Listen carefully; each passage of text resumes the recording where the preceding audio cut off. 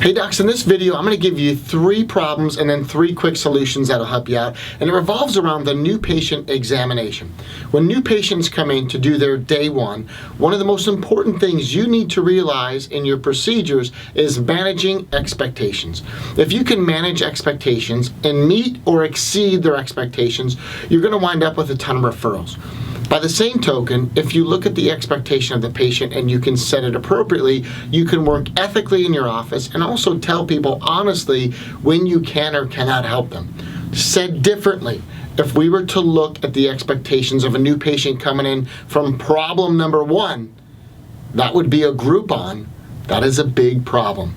A lot of times it's free care, and what I'm seeing now is chiropractors not only give away a free exam, free x-rays, and a free massage, but they're also adding 3 chiropractic visits. That expectation is at the bottom of the barrel when you do those kind of online ads, and you've got to give the most sacred thing you do away at no fee. That's the adjustment. You should never give that away. Protect it, hold it sacred, and yet we see a lot of these online things where we've lowered the expectations of the patient, everything's free, you've even compromised your care. It's crazy to me. Problem number 2 would be referrals. And I know it's a little bit counterintuitive, but referrals can be a problem because if you enjoy family time or vacation time, maybe taking extended weekends, and you're not there to receive your referrals, they go and find somebody else. By the same token, expectations of a referral is always what the third party told them you do. Now, if I were to say that differently, it means somebody else is defining your practice, and that's always a problem for the chiropractor. You need to define your practice, not be defined. What we teach at the Art of the Close is the tongue is the rudder, meaning what rolls off your tongue is the rudder to your ship. What you speak about, you bring about.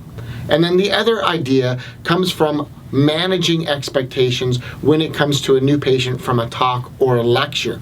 I'm going to give you the solution on this, but it is quite possibly the best new patient you could ever have in your practice, and I'll explain why. But we've been teaching how to manage expectations and draw people in at our Art of the Close workshop. I'm going to drop in a soundbite here, and then I'll give you why this is the most important group, and it's even better than a referred new patient, bar none, in just a second.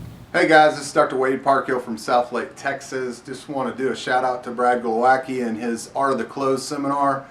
We've been implementing this for several months. We've been getting out in the community, talking to PTAs, police departments, going into the schools, going into different Rotary clubs, you name it.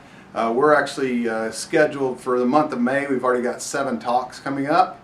We can go in, do a talk to 10, 15 people in the audience, close half of them. Our numbers are anywhere from 5 to 10 people, bringing them to the office. So if you do the math, we're looking at anywhere from 50 to 70 new patients in the month of May. So there you have it. What Dr. Wade shared with you is the fact that he can do 10-minute talks and pull a modest 5 to 10 new patients every time he goes out and does it. He's got 7 talks next month, and this is what he does repeatedly. What that would yield to your practice and income is phenomenal. You can turn it on and turn it off. And that is point number 3. It's the fact that you can grow predictably. You can blow out of town, recharge your batteries, come back, and when you know how to speak and talk and grow your practice, you'll know when you're going to grow. You can roll out and recharge, and when you come back, you can also set it that you're going to grow after you're back from a vacation, you're good and refreshed.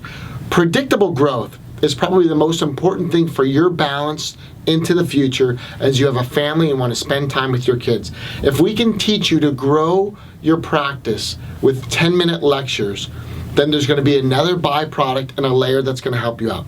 You're going to get into places more easily because you require less time, and number 2, you will grow predictably, which means you can take guilt-free vacations and grow your practice.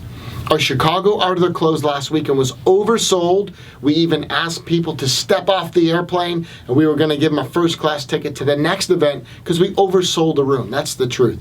Our next event coming up is Detroit in July. It's a super beautiful airport, easy to get in and out of, middle of the country. And then we're going to do one in Laguna Beach in August, but that one in August is already 50% sold out because it's on the sand. It's a good spot to be.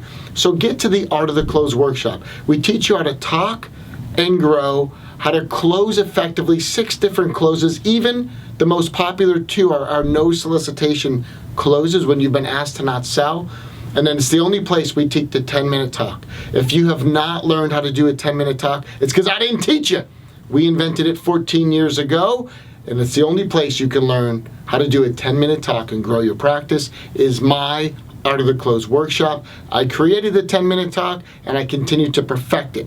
And if you want to model behavior and follow what success leaves clues, then get to the Art of Close workshop. But these events are selling out.